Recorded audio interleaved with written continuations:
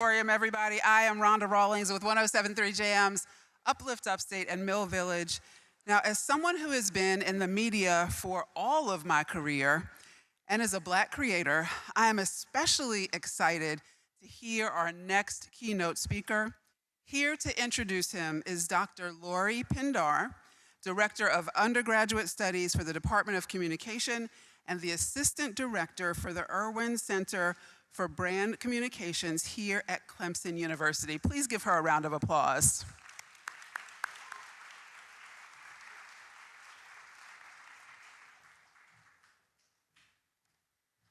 Thank you, Rhonda. I am proud to introduce our next guest speaker, Roland Martin, who is the host and managing editor of Roland Martin Unfiltered, the first daily online show focused on news and analytics of politics, entertainment, sports, culture, from an explicitly African-American perspective. Martin was a senior analyst for the Tom Joyner Morning Show and is the author of 3 books. He has been named 4 times by Ebony Magazine as one of the 150 most influential African-Americans, and News1.com named him as the #1 Black pundit in the country. He has also been named several times to the Root 100's annual list of influential African Americans. He has received over 30 awards for journalistic excellence and spent 6 years as a contributor for CNN and 13 years at TV1 Network, where he played an integral role in building the Black-owned network. Martin launched the first Black news source audio and video podcast in 2005 and 2006 as the Chicago Defender, the nation's most historic Black newspaper, where he also was the executive editor and general manager. He is the former founding news editor for Savoy Magazine and the former founding editor for Black America Web. He is a life member of the National Association of Black Journalists and a life member of Alpha Phi Alpha Fraternity Incorporated. He is a graduate of Jack Yates High School Magnet School of Communications and a 1991 graduate of Texas A&M University, where he earned his BS in journalism. Please give it up for Roland Martin.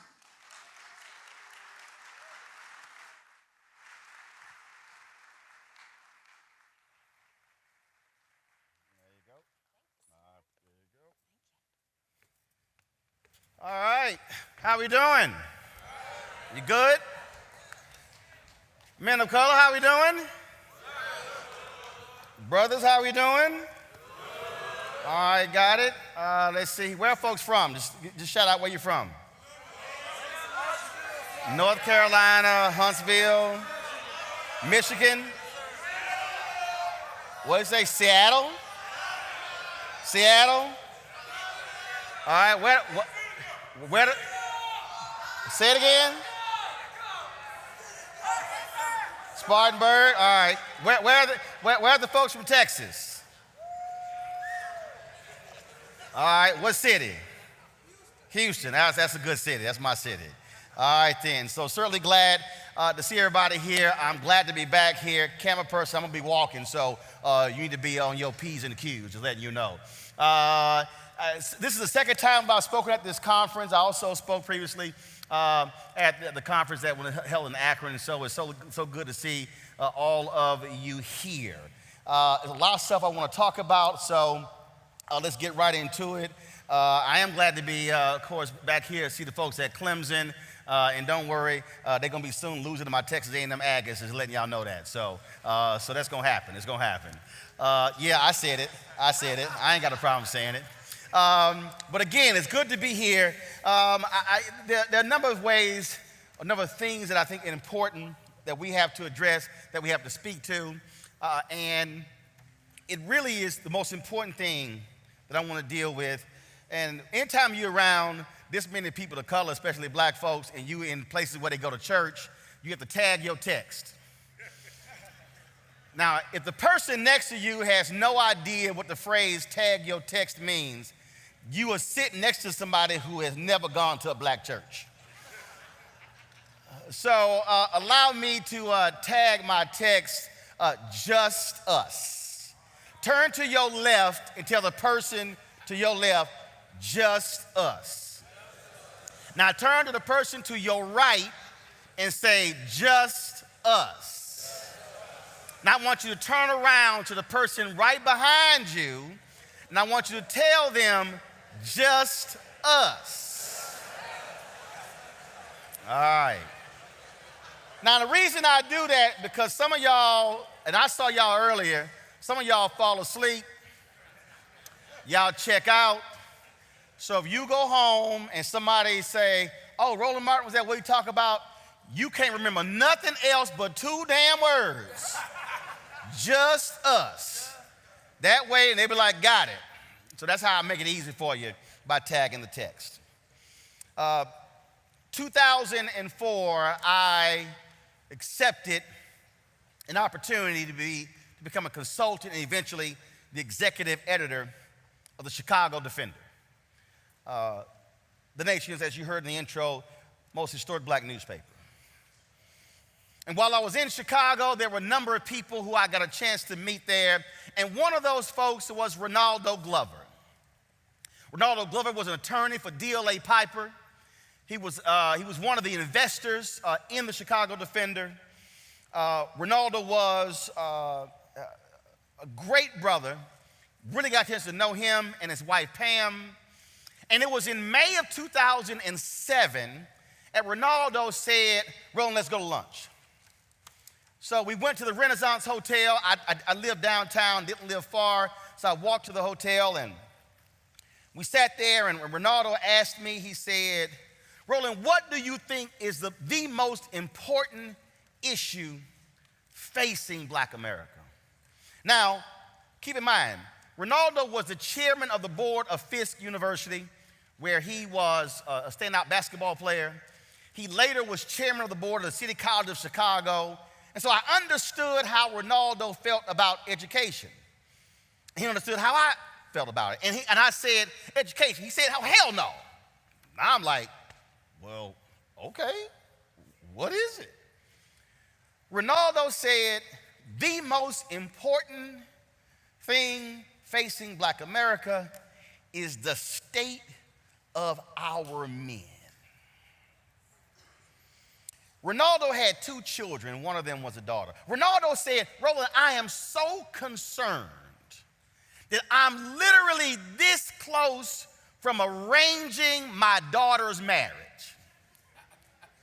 Y'all, he was 100% serious. If you ever seen those photos of Mobutu, who was the dictator in Zaire, Ronaldo looked just like him. Ronaldo always had this stern look. He had a great smile, but when he was serious, you knew this brother was really serious about what he was talking about. And I'm sitting there and I'm watching. He said, no, I'm serious. He said, I am this close to picking my daughter's husband right now and ensuring that he has the right education, goes through the right things in order to be able to marry my daughter. And I'm sitting there going, Ronaldo is not playing. He is really serious about this. And so we begin to have this conversation. And Ronaldo said, Roland, I want to make sure that you are focusing on this and speaking to these issues. That was May 2007. A month later, Ray calls me. He's driving on the highway to tell me that he was diagnosed with pancreatic cancer. He was having the Whipple surgery in July of 2007. November 27, Ronaldo dies. His wife Pam had two previous bouts with breast cancer. 2 years later, Pam dies. That summer, I spoke at the Alpha Convention at our brotherhood, and I talked about the same conversation. Ronaldo also happened to be an Alpha, and he wasn't seeing people. He was only seeing family in his last months. And I made sure that I dropped off an audio copy of the speech and left a note in his mailbox because I wanted him to hear. And I wrote the note and I said, I'm honoring my commitment that I told you that I would always speak about how vital this issue is in terms of where we are as black men and as men of color. And I've had the fortunate opportunity in my career to be able to meet and converse with a number of brothers all across this country who I'm able to call on, who I'm able to get counsel from, to get advice from, to bounce things off of them when it comes to career decisions. And that has been a blessing because these are folks from different areas and different expertises, and we have that relationship. And that's important because I don't care how old you are, you have to understand the value of surrounding yourselves with individuals who look like you, who can also check you when you're not acting right, but who can also encourage you and affirm you when what you are doing.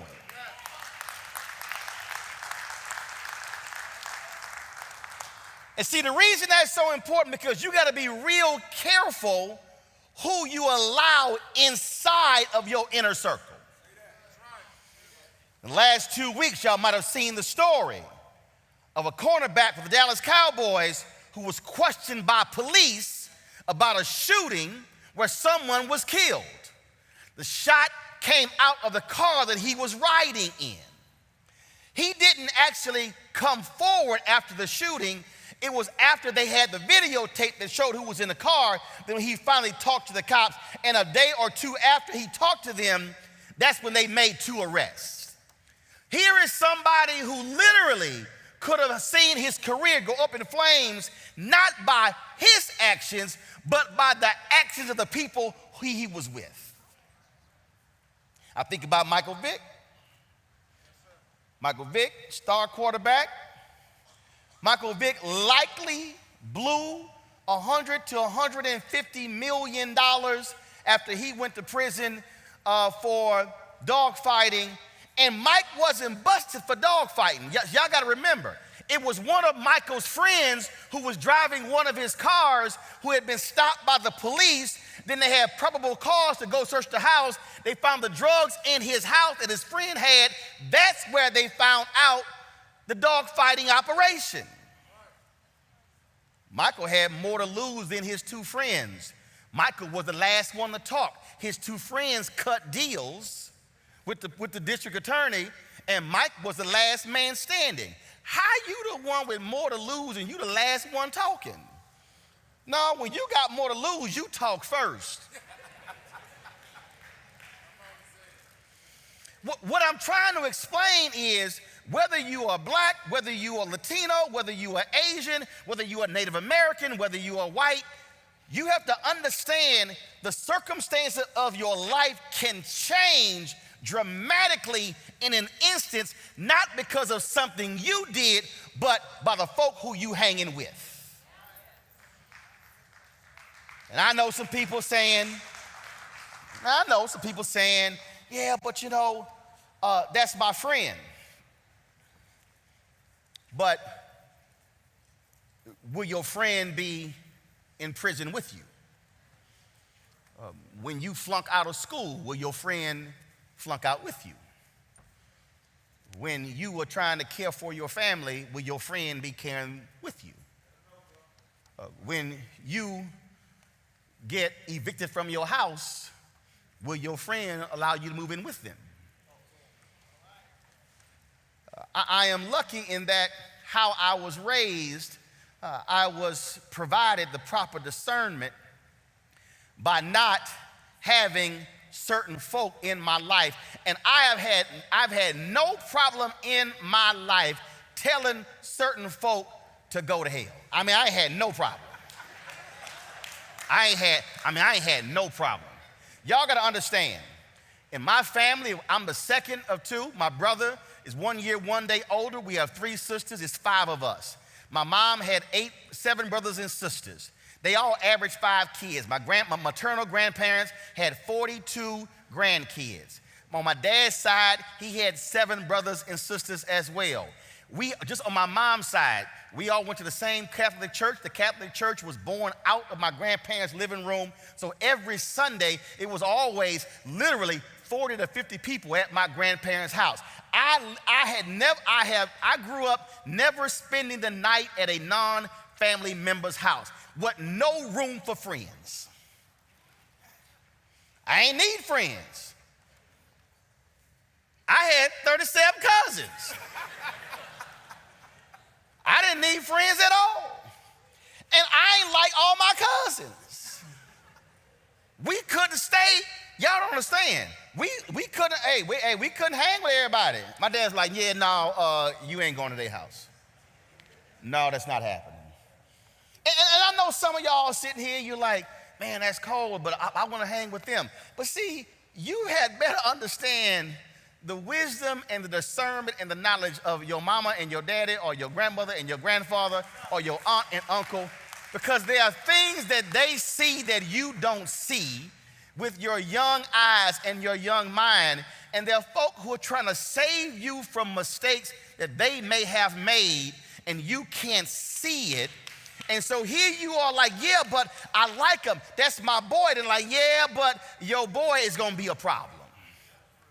My daddy was real good at pinpointing who was going to be thug today, future number on his chest tomorrow. And he's like, yeah, no, they can't come to the house. And when I say you got to be very careful who's in your inner circle, you got to be real careful who you give your spirit to. That's really important. See, it's some people, and when I say I don't like some people, luckily I'm talking about, that was somebody when today is my wife and I 21st anniversary. And she was the first female staff pastor at Brook Hollow Baptist Church in Houston, the Church Without Walls. And so we got married, and she'd already been on staff. And there were some folk there who were deacons and elders who worked there. And when I joined the church, I was like, yeah, he ain't no good. And there was some folk, and so I remember it was at the church, and they were like, oh, Reverend Jackie, how you doing? He gave a hug. I was like, yeah, he can't speak to me. And it had nothing to do with him giving her a hug. Immediately, I picked up his spirit. I was like, yeah, I can't shake his hand. And y'all gotta understand, I roll that way. I don't like sorry men. I don't. I don't shake the hand of sorry men. I don't say hi to sorry men. I don't wave at sorry men. I don't want your spirit around me. You can just move on to your own divine good. My sister was married to one of them. No, understand. I gave the Men's Day speech at my parents' church, and I said in my speech, I don't like sorry men, like my sister's husband. I don't know why y'all tripping. If God know you said it outside of church, why you fronting in church? And I said, I don't like sorry men. I said, because I was raised by a mother and a father. I had my maternal grandmother and grandfather. I saw my aunts and uncles. I had modeling of what a man, a father, a daddy looks like. And so I simply don't allow it. And so when I say they can't come near me, no, we can't hang, we can't holler, you can't sit next to me, because I don't want whatever is in your spirit coming into my spirit, because there's going to be a clash. And so you literally have to begin to refine and develop that today, because if you are real honest, you know it's some folks you should never get in the car with. You know it's some folks you should never go by their house. You know it's some people you should not be communicating with on social media. And it's talking to you and it's telling you, and you still doing it, and you're sitting here and it's there, and there's something is going to happen, and it may go left and it may go right, and it could very well alter your entire future. I think back to when I was in high school, and Cats were like, yo, man, we should skip school. Y'all can skip school. I wasn't afraid of the cops. I was afraid if my daddy found out. Matter of fact, I would have preferred the cops over him. If the cops beat me, that's excessive force. He beat me, that's called parenting. I got in trouble at elementary school, y'all, and I wasn't even in the wrong. They called him. And this is when they had corporal punishment. So the paddle was on the table. Now, mind you, state law limited them to 3 pops. He ain't have no limit. I got lit up by 25. I was like, why did y'all call this Negro? I got lit up because he had no limit. I ain't sit down for at least 6 hours. But I had daddy that didn't play. That's how he rolled. And I'm saying that because what we have to understand when you look at where we are now, when you look at the condition that we're in, when you look at how we are heading, y'all, it's just us. We can't sit here and think there's going to be a cavalry that's going to ride in to save and transform us. No, it literally is just us. It means that you are going to have to rely on those around you to help you. If you are having trouble when it comes to your studies, you're going to have to count on some folks who are sitting next to you to help you get through it. If you go through a broken relationship, you're going to have to rely on the folks, your boys who are riding with you to help you get through it. And what I need brothers to understand is that so many of us are so macho, so into our feelings, we don't want to talk or share with somebody, yet you got groups of women having conferences and symposiums and summits and girls' weekends and all kind of stuff. They are meeting, sharing, talking, gathering, and then what you got guys getting together, we sitting here with our gatherings, we getting together playing cards, playing games, ain't no conversation happening, and we going home broken the same way we arrived.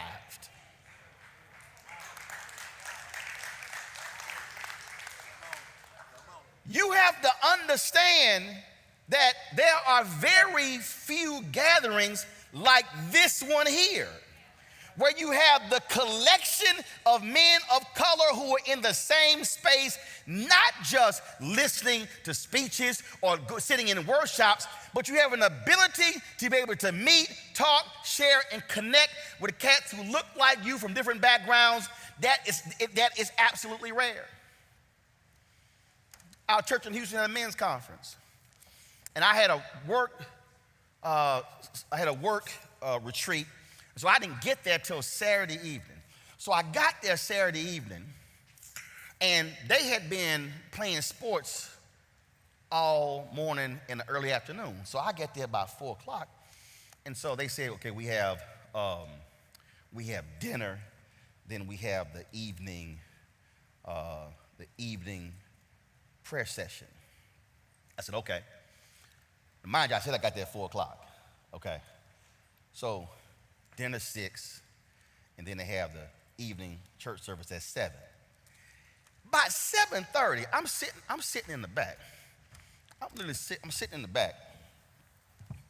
And all of a sudden behind me, I see trays of food being brought out. And I'm like, didn't we just eat? And so the trays of food are coming out. And I'm like, what we doing? We're gonna be done at 8:30. And then we got some cards, some dominoes, some tonk, we got the TV, and we got some food. I said, y'all play games all day.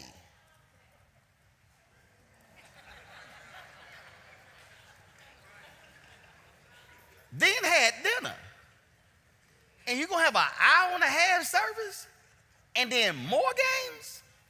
I said, oh, hell no. I said that, I did. So when they asked for a stand up, they asked people to stand up, I said, I got a problem. I said, I know for a fact you about to get divorced. I know for a fact you about to break. I went through the whole room. I said, I need to understand, how can y'all come to a church men's retreat and come and play games when you have women who sit you here in order to deal with yourself, and y'all ain't had no real conversations about your stuff, and you gonna go home the same way you came. And what you don't understand is, if you go home the same way you came, the women in your life gonna be upset, and then they gonna question the men's group to say, what did y'all actually do? I was so lit, I didn't even check into my room. I went home. And they were like, yo, bro, why you so upset? I said, because we are doing what men and boys do too often. We spend time playing games and not dealing with our issues.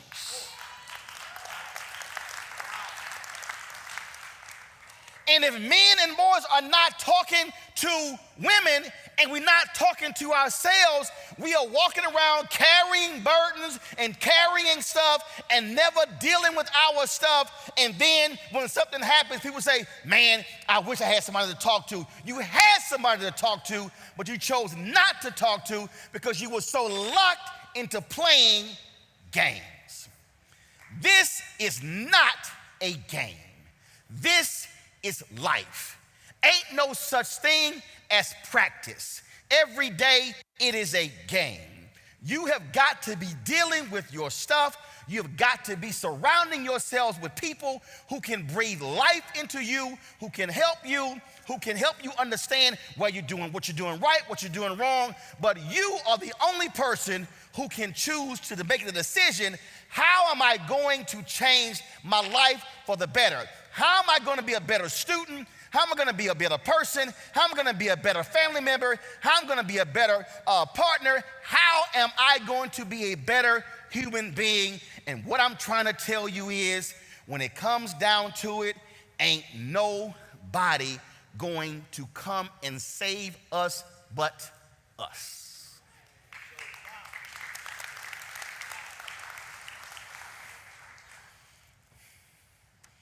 See, some of you,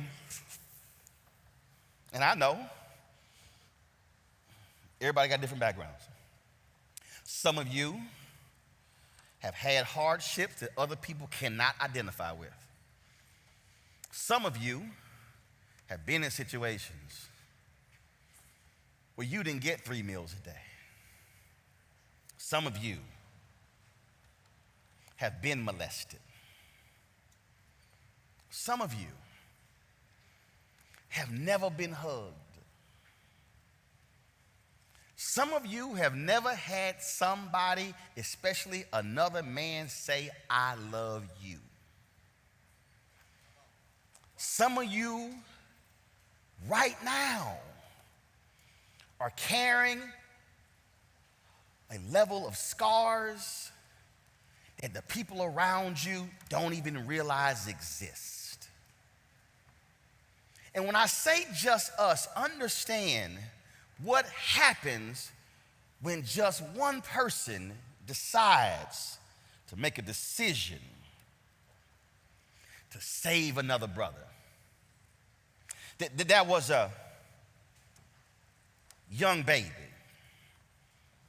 newborn, within the first year. His mama left because his mama got tired of being beaten by his daddy. And here is this newborn baby. Mama's not there. Daddy's not taking care of the newborn. And this newborn baby has no control over its life. It can't feed itself. It can't dress itself. It can't keep itself warm. It can't keep itself cool. And this newborn baby needed somebody to hold it, to feed it, to nourish it, to love it, to cherish it, in order for that baby to be able to grow up. And this baby had siblings, but the siblings were not as focused. But luckily, that newborn baby had a grandfather that was willing to breathe life into that baby. And so it was the grandfather, not the daddy. Not the daddy that was beating the baby's mother that caused the mother to leave, to flee the home. You don't understand how crazy that had to have been for the beatings to be so severe for a mama to leave its newborn baby and walk away. And so this grandfather began to feed the baby. The grandfather began to nourish the baby. The grandfather began to take care of the baby. The grandfather began to do what daddy was supposed to do. And that baby then loses daddy at 9 when daddy gets murdered by his second wife. And so that 9-year-old baby, 9-year-old child now doesn't have daddy. But thank God there was a grandfather that chose to take care of that newborn baby, to allow that newborn baby to be able to grow up and do something with their life. And on Monday, that newborn baby will turn 75 years old. And on Saturday, I will be in Dallas taking that 75-year-old man to dinner because that 75-year-old man that was that baby was my daddy. So that ain't the clap. That ain't the clap. Had my grandfather not taken care of that newborn baby when it was 1 year old, I could not be standing here today. So I'm trying to get you to understand. You have to realize that the decision you make today has legacy involved.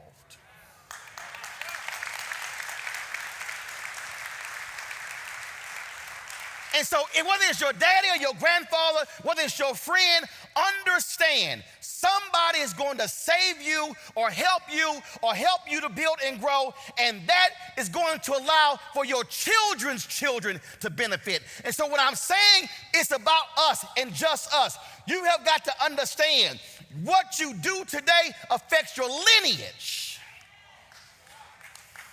What you do today can cut off your lineage or it can build it. What you do today can create a situation where your lineage then is able to go far and above where you are if somebody is there for them. Daddy and mama, when I go to Dallas, are living in the house that I own that's paid off. Daddy and mama moved there, had 2/3 of their debt paid off. Car paid off. Daddy and mama just got back from Vegas. Children pay for the trip. Daddy and mama celebrating 55 years of marriage in June. Called me. We going to Puerto Rico with one of my brothers. Fine. Your hotel room's going to be taken care of. What I'm trying to explain to you is that because of the decision of one grandfather saving the life of his grandson allowed for that grandson to grow up and have 5 children, and those 5 children now have 13 children. And so that grandfather's decision has extended the lineage of that family. And so when you make a decision today to get in the car, to take a bag that somebody hands you that you don't know what's in it, when you decide today to skip class, when you decide today to do wrong, do understand that the choice that you are making literally could determine the future success of your entire family lineage.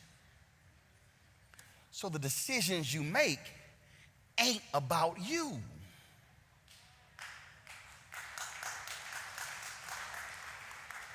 Who you sleep with ain't just about you. How you spend your money ain't just about you. Who you invite into your house, who you hang around is not just about you. When I think back to all of the people who I have come into contact with, I can stand here and say, glad I walked away from that and that. Glad I walked away from her. Because see, that's the other thing as well. I don't care how fine some people are. Crazy outweighs fine.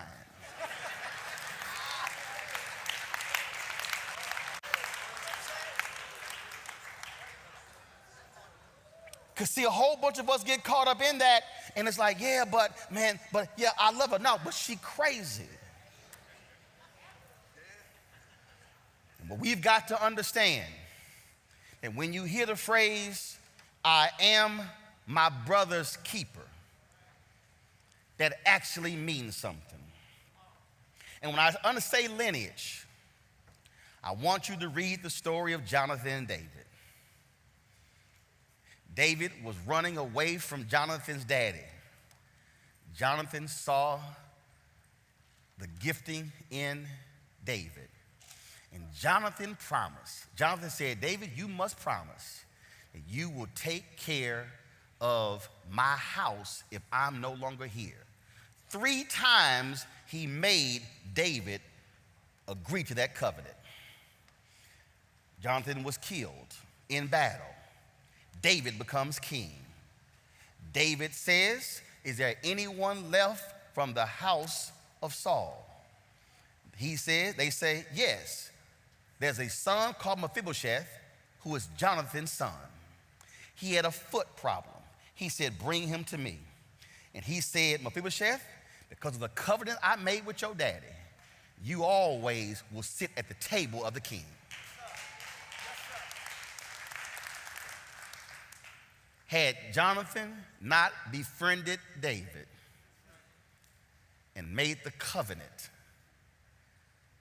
Mephibosheth would have been out in the cold. That's an example of a daddy looking out for his children's children, not knowing his own personal outcome.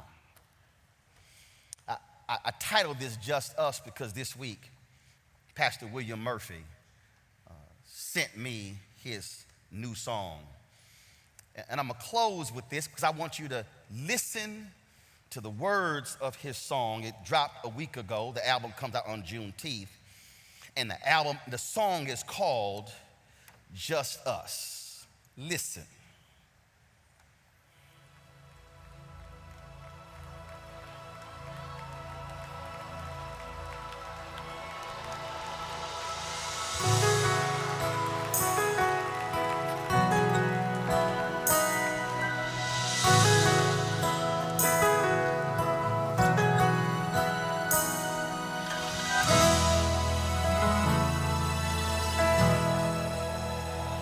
Seek justice, that's the command we have to follow.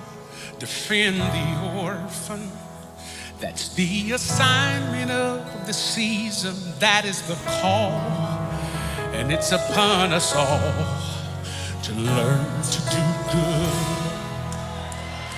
God wants righteousness and justice. He wants us to stand against all evil and oppression. He wants us to fight what we know is right. We will obey. Listen, we're all tired of hoping and praying. Tired of hoping and praying. We're so tired of waiting on other people to change. So we stand together for justice, and we raise our voices. This is what I want you to say. Even if it's just us, It's just us. still enough of us. We gon' change the world. We will change the world. We gon' change the world. Listen. Seek purpose. Seek purpose. We can't waste another minute. We can't Time waste is another not minute. Waiting. We have to see the bigger picture. We're part of the crowd. We're part of the crowd. So we shouted aloud. It's time for a change. It's time for a change. We won't weary, we won't tire. We will not relent. Yes, we lift the master higher till we are free. This is what we will be. This is our plea. Yeah. We're so tired of hoping and praying. We're so tired of hoping and praying. We're so tired. We're so tired of waiting. Other people to change, so we stand. We want justice. We stand together. And we raise. Even if it's just us. Still, say that There's again. still enough of us. Even if it's just us, there's still enough of us. We gon' change the world. We gonna change the world. We gon' change the world. I was singing this riding in my car, Commissioner. This can't happen again. This can't happen Can't again. be how it is. All we want is a win. This is what we gotta do. Welcome, Jesus. Can't be how it is. All we want is a win. Welcome, even if it's just us. Still enough of, even if it's just us. There's still everybody say, I need to hear your dream center.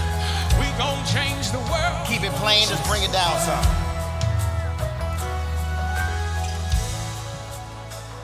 He is saying it is just us. He is saying we can change the world.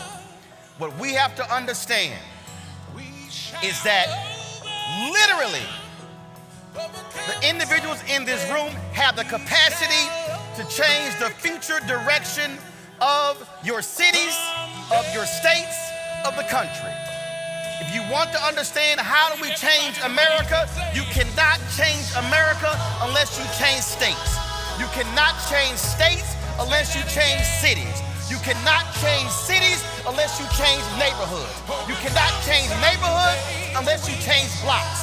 You cannot change blocks unless you change streets. You cannot change streets unless you change houses on the streets. You cannot change houses unless you change one house. In order to change one house, that means one person in that house has to be willing to say, we are not going to keep doing the same thing the same way over and over again.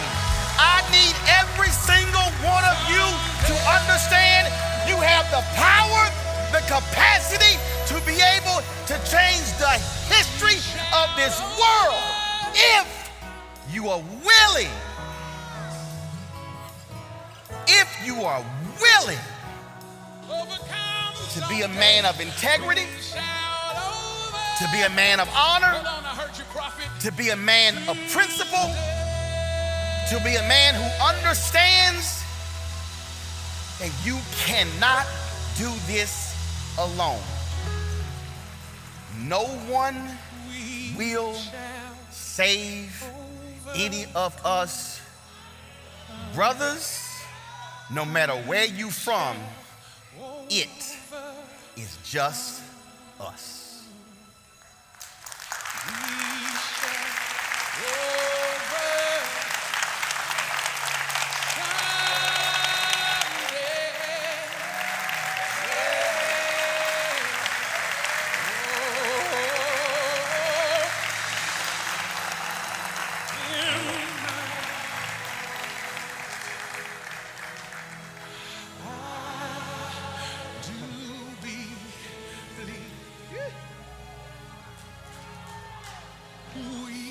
Shall overcome.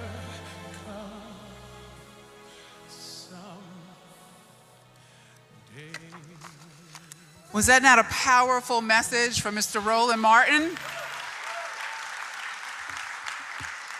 Thank you, thank you, thank you. Just a reminder to visit our exhibitors so you can learn more about what your future can look like. Without their support, the summit would not be possible. And of course, don't forget to share your photos and thoughts on social media using the hashtag ClemsonMOC. Once again, hashtag ClemsonMOC.